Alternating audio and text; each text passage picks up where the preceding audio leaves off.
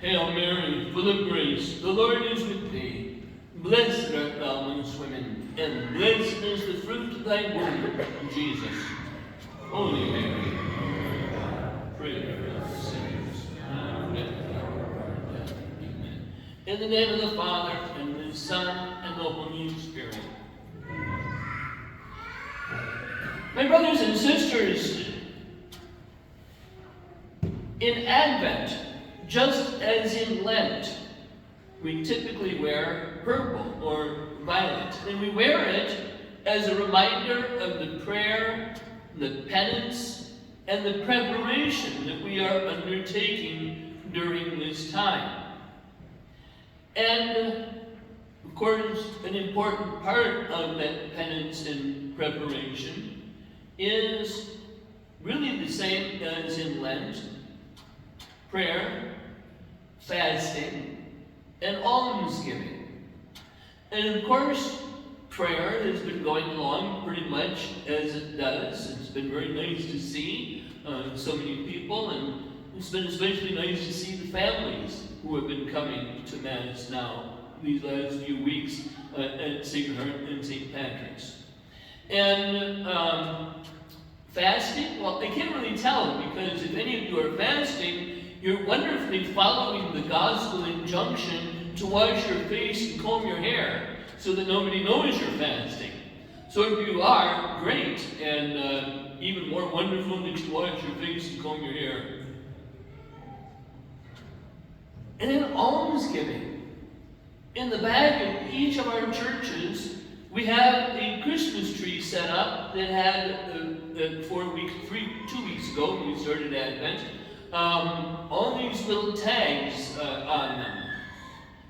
These are our giving trees, and they're used to help us to bring a little bit of Christmas joy to our shut-ins, our homebound, to the people at the 3 nursing homes that we are responsible for. And how wonderful it was to see at the end of last weekend that they were completely cleared of tags. How wonderful that you stepped up and that you are remembering those who are, without this year. And of course, it's precisely, of course, what we're told in the gospel today. If you have 2 cloaks and you see somebody without one, share. If you've got food and see somebody who has little, share. And you're sharing so wonderfully.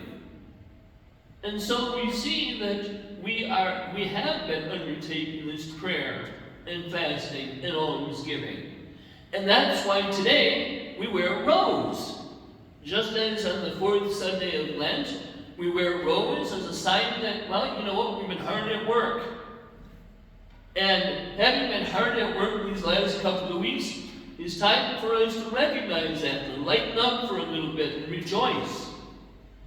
And of course, we rejoice, we're told to rejoice over and over again on this particular day, which is why this day is called Gaudete Sunday, because Gaudete is the Latin word for rejoice.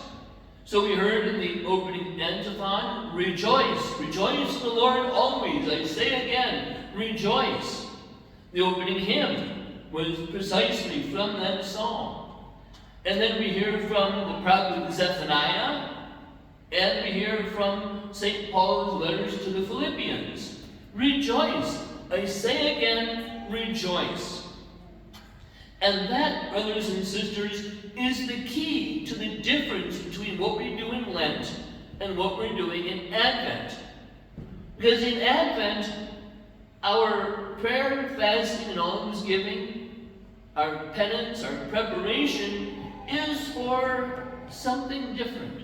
It's for the coming of the Lord, as we've been discussing over these last couple of weeks. We are preparing for the coming of the Lord, and for that reason we do rejoice.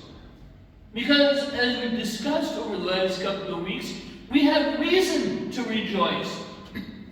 Remember a couple of weeks ago I told the story about the woman in the earthquake who, her neighbor was, just when the earthquake hit, fell to her knees and said, "Oh Lord, deliver us."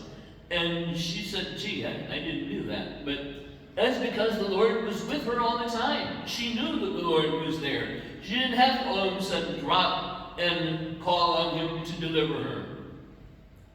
She was simply able to do what was necessary, what was important to do at that moment, which was to drop to her knees so she could get under the table and with her children and be safe from all the debris that might be falling from the ceiling during the earthquake, And we see that in the gospel today too.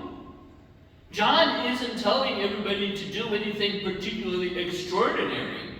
He's just telling everybody, do the things that you do and do them well. And do them in a way that cares for the people around you. You know, tax collectors, don't take more than you're supposed to. Soldiers, don't extort people. Be happy with your pay. Telling everybody else, share. So our preparation for Christ, while it is important and necessary, and sometimes can be a bit challenging, is nothing really all that extraordinary. Do what it is that God has put in front of you that day. One of my very favorite saints is St. John Henry Newman. And one day, a friend of his asked, how is it that you prepared to do all of the extraordinary things you did and you have done in your life? He said, I really didn't do anything extraordinary. When I was in college, I studied. When I was preparing for the priesthood, I studied and, prepared to be a good pastor. That's pretty much it. And then he did the work that was put right in front of him. What a wonderful example for all of us. To just do what it is that we have to do and do it well.